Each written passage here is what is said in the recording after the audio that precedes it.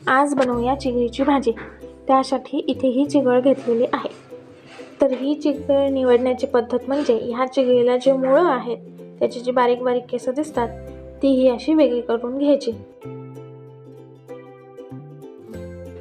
अशा पद्धतीत मी ही सगळी चिगळीची भाजी ही निवडून घेतलेली आहे। तशी ही चिगळीची भाजी खूप आरोग्यदायी असते असे म्हणतात। भाजी निवडली त्यासाठी लसूण, मिरच्या आणि 2 कांदे असे बारीक कापून सोलून घेतलेले आहेत। आता ही चिगळीची भाजी मी कापूनही घेते।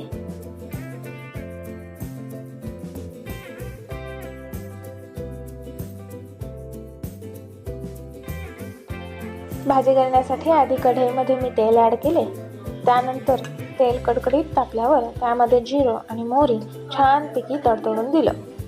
मोहरी जिरं तडतडल्यानंतर जे बारीक कापून घेतलेला कांदा होता तो सुद्धा यामध्ये ॲड करून त्यालाही छानपैकी परतते आणि ह्याचमध्ये लसूणही ॲड करते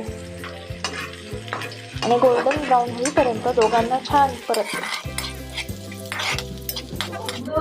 बघा इथे कांदा आणि लसूण पण परतून छान झालेला आहे। आता यामध्ये हिरव्या मिरच्या ॲड करून हळद ॲड करून मिक्स करते आणि त्यानंतर जी चिगळीची भाजी आहे ती यामध्ये ॲड करून सगळं तेल मसाला हा असा चिगळीच्या भाजीला छानपैकी लावून देते।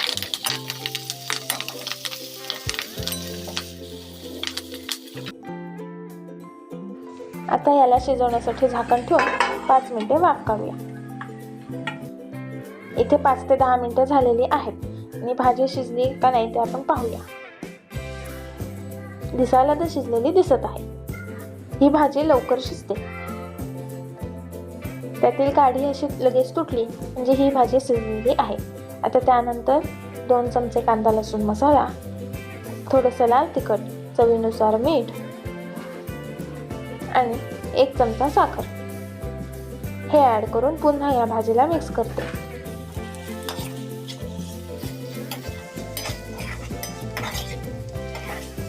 हे बघा अशा पद्धतीचं काडी लवकर तुटली म्हणजे ही भाजी शिजलेली आहे। अशा प्रकारे सोप्या पद्धतीत ही चिगळीची भाजी आज मी बनवलेली आहे।